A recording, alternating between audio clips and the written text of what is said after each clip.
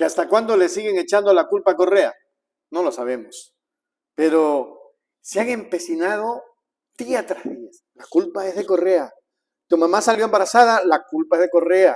Tu papá salió preñado, la culpa es de Correa. Que las hidroeléctricas no funcionan, la culpa es de Correa. Y la culpa es de Correa. Y aquí tenemos a alguien que explica por qué es que culpan a Correa. Miremos. ¿Quién es el responsable de la violencia e inseguridad que vivimos? Para cierta prensa, pseudoanalistas y políticos movidos por intereses, sesgos y odios, existe un solo culpable. Pero sin duda la primera responsabilidad, la primera culpa la tiene el gobierno de Rafael Correa. Ellos son el brazo político de la... Clarísimo. Sin embargo, analicemos detenidamente sus argumentos.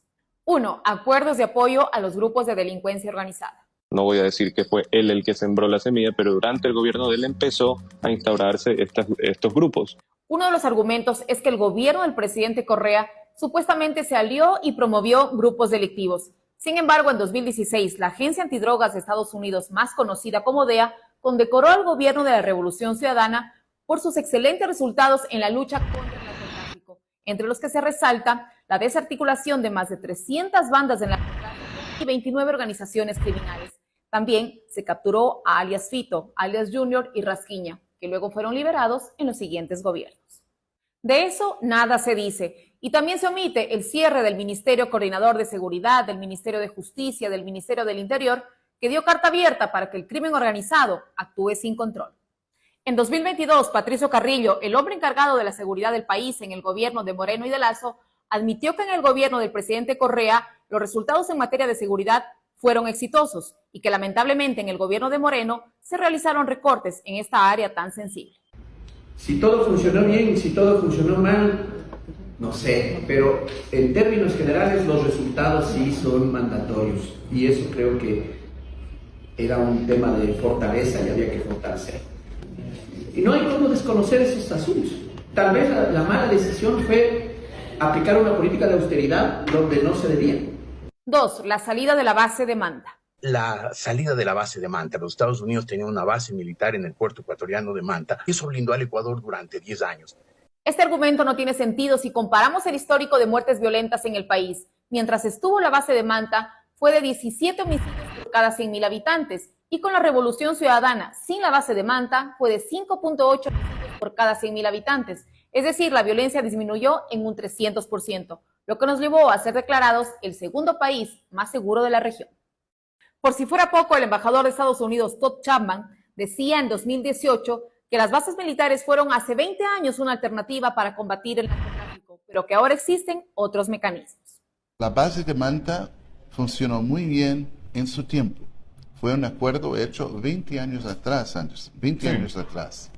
Ahora hay nuevos mecanismos, nueva tecnología, nuevas disciplinas que nosotros podemos usar. Basta decir que Colombia tiene 9 bases militares a lo largo de su territorio y que hasta hoy no ha podido solucionar sus problemas de narcotráfico e inseguridad. 3. Leyes correístas. Tanto el gobierno de Moreno como de Lasso afirmaban que estaban atados de manos en materia de seguridad, por lo que ellos denominaban leyes correístas y que supuestamente protegían delincuentes, y por ello nunca hicieron un llamado a las Fuerzas Armadas para combatir a los grupos de delincuencia organizada que se fortalecieron desde 2019. Sin embargo, este argumento se cayó en estos últimos días. Con la Constitución de 2008 y las leyes correístas, las Fuerzas Armadas y la Policía Nacional realizaron operativos sin problema en todo el país. Evidentemente, hay una intencionalidad de desprestigiar al gobierno de Rafael Correa con esta serie de argumentos que, por más ridículos que parezcan, funcionan en la percepción de cierta parte de la población.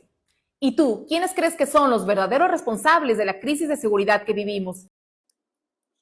¿Quiénes creen que son los verdaderos responsables de la crisis de seguridad que vivimos? La pregunta que hace Verónica Arias. La pregunta que nos hacemos todos los días en Hechos Ecuador. ¿Quiénes son los responsables? Moreno, Lasso, Trujillo. El excontralor, que no fue contralor nunca y que fue un delincuente, que tenía delincuencia organizada, Pablo Celi.